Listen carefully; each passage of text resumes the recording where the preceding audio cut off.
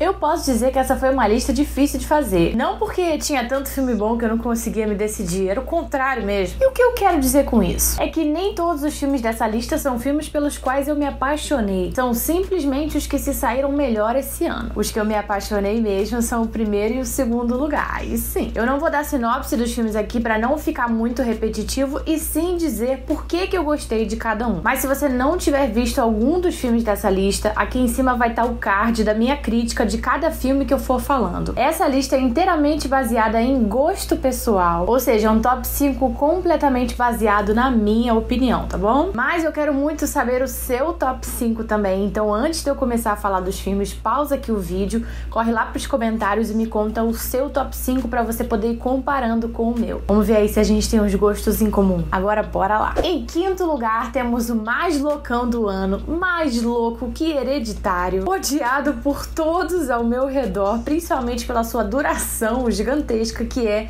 Midsommar. Midsommar começou a me ganhar já no início do filme por aquela cena perturbadora no início. Só quem já viu vai saber do que eu tô falando, obviamente. Não darei spoilers em relação a essa cena, mas é uma cena que te deixa com uma sensação pesada. O filme em si não é tão pesado quanto essa primeira parte, mas tem os seus méritos. Como eu disse, ele realmente tem uma duração muito longa, ele podia sim ter sido mais cortado, mas eu também não consigo imaginar em que momentos ele poderia ter sido cortado e permanecer com aquela atmosfera bem louca que ele tem. Midsommar é um filme que te deixa muito desconfortável, mas não no sentido ruim da coisa. Ele te deixa desconfortável intencionalmente porque essa é a pegada dele. O desconforto vem de vários aspectos do filme e, na minha opinião, o fato dele se passar 99% de dia, bem claro, aumenta ainda mais isso. A gente não tá acostumado com terror no claro, é algo que causa estranheza. Então, consequentemente, contribui para essa atmosfera diferente que o filme tem. Ele tem uma história bem interessante, ele dá um pico logo no início, que é coisa que não é todo filme que faz. Ele tem uma trilha sonora que contribui demais com a atmosfera louca dele,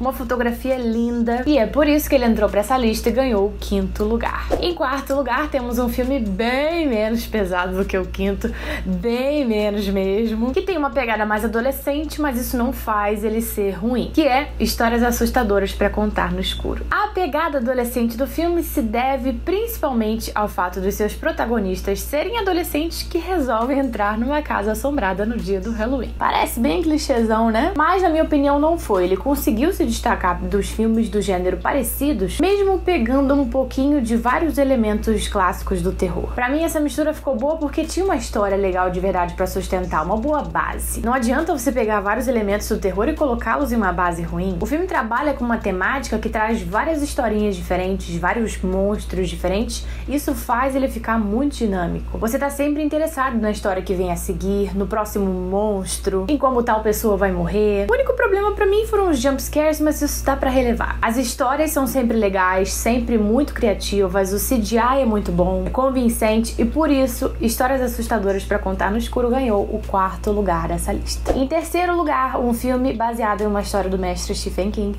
Doutor Sono. É engraçado que em Doutor Sono acontece algo que não é muito comum acontecer nos filmes de terror, que é a gente gostar do vilão. Não gostar de torcer, mas de admirar, achar o vilão foda. Nesse caso, é vilã. Isso acontece com a Rose, que é a líder daquele grupo de iluminados que rouba o brilho dos outros. A Rose é um dos grandes destaques do filme e ela é com certeza um dos motivos que eu daria pra você assistir Doutor Sono. O filme é longo, tem suas 2h30 de duração, mas pra mim ele passou suavemente. Não é qualquer filme que consegue fazer isso, né? Passar 2h30 sem ser cansativo. Claro que certas cenas poderiam ter sido cortadas, cenas de O Iluminado, por exemplo, que é o filme antecessor a esse, caso você não saiba, mas tranquilo. A história é muito movimentada, muda muito de cenário, apresenta situações diferentes, então ela consegue não ser cansativa. Doutor Sono é um complemento maravilhoso pro Iluminado. Ele se aprofunda um pouco mais na história das pessoas com poderes, não somente o Danny, né? Ele mostra as consequências no psicológico do Danny pelas coisas que aconteceram com ele em Iluminado. Ele fala um pouco mais sobre o hotel, mostra o Danny voltando nele. Os dois filmes, mesmo tendo atmosferas diferentes, se complementam muito bem. E pra ser sincera, eu acho que agora eu gosto mais de Doutor Sono do que de O Iluminado. E por isso, ele ganhou o terceiro lugar da minha lista. Em segundo lugar, mais um baseado em uma obra do mestre. Esse é o momento em que muitos de vocês vão ficar de queixo caído porque não imaginavam que eu fosse colocar esse filme em segundo lugar.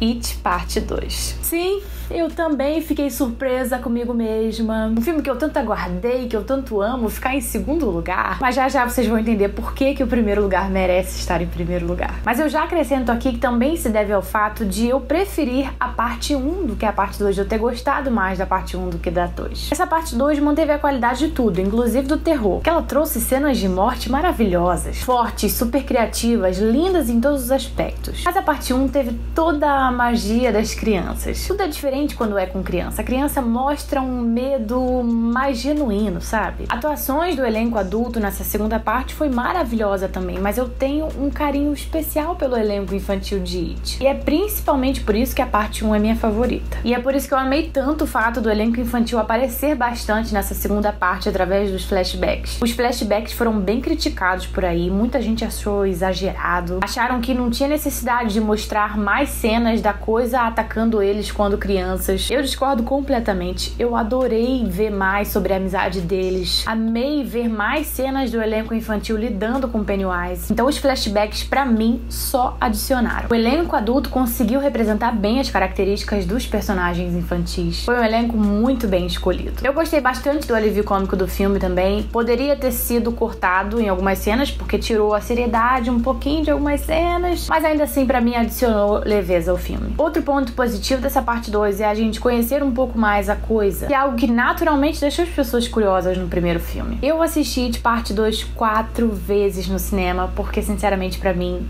a It, como um todo, né, a parte 1 e a parte 2, é uma das melhores histórias do mestre. E é por isso que It parte 2 ganhou o segundo lugar da minha lista.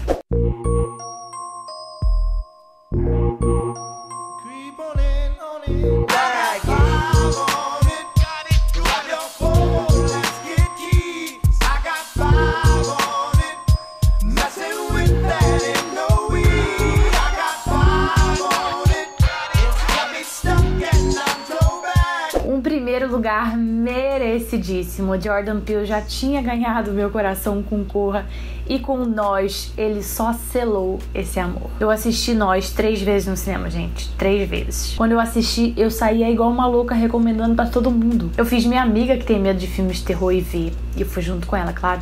Eu fiz minha sogra aí também junto comigo, e ela não gosta de filmes de terror, ela odeia. Eu fui sozinha assistir também. Nós é um filme que desde o trailer você já percebe que ele tem uma história diferenciada. Tanto é que eu vi o trailer 1 milhão de vezes e fui assistir o filme com as expectativas lá no alto. E Jordan Peele supriu todas as minhas expectativas. E o acerto de Nós começa exatamente pelo trailer, porque em uma era de trailers entregando o filme inteiro, o trailer de Nós é uma pérola. O trailer mostra tudo na medida certa sem dar um spoilerzinho. E te deixa curioso num nível que você precisa assistir o filme de qualquer forma. A trilha sonora é maravilhosa, super variada, perfeita pra cada momento do filme. A música principal do filme, que é I Got Five On It, eu nunca tinha ouvido. E aí quando eu saí do cinema, quando eu assisti pela primeira vez, eu só queria saber de ouvir essa música. História completamente original, atuações foda demais.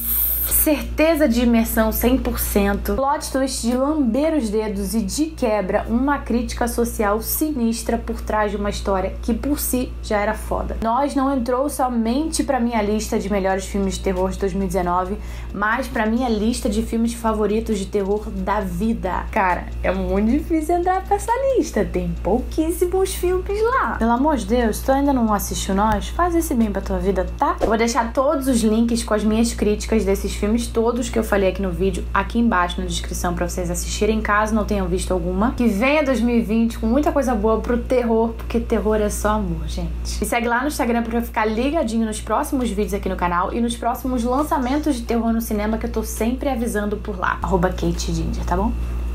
Beijinhos e até a próxima.